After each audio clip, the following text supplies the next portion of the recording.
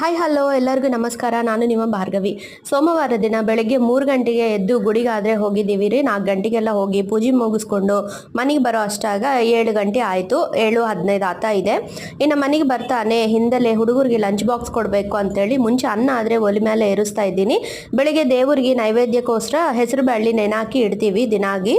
ಅದು ಕೂಡ ಅಕ್ಕಿನಲ್ಲಿ ಹಾಕ್ಬಿಟ್ಟು ತೊಳೆದ ಅಕ್ಕಿನಲ್ಲಿ ಹಾಕಿ ಅನ್ನಕ್ಕಾದರೆ ಇಟ್ಬಿಟ್ಟಿನಿ. ಆಮೇಲೆ ಹಾಲು ಕೂಡ ಕಾಸ್ತಾ ಇದ್ದೀನಿ. ಹುಡುಗರಿಗೆ ಹಾಲು ಕಲಸಿ ಕೊಟ್ಬಿಟ್ರೆ ಕುಡಿತಾರ. ಆಮೇಲೆ ಲಂಚ್ ಬಾಕ್ಸ್ ಕೂಡ ತೊಗೊಂಡು ಹೋಗ್ತಾರ ಅಂತೇಳಿ ಮುಂಚೆ ದಿನನೇ ಈ ಥರ ಲೇಟ್ ಆದರೆ ಹೆಂಗ ಅಂತ ಗೋಂಗೂರ ಚಟ್ನಿ ಆದರೆ ಮಾಡಿಟ್ಟಿದ್ದೀನಿ. ನಂಗೆ ಕನ್ನಡನಲ್ಲಿ ಏನಂತಾರ ಗೊತ್ತಿಲ್ಲ, ನಂಗೆ ಆ ತೊಪ್ಪಲ್ನ.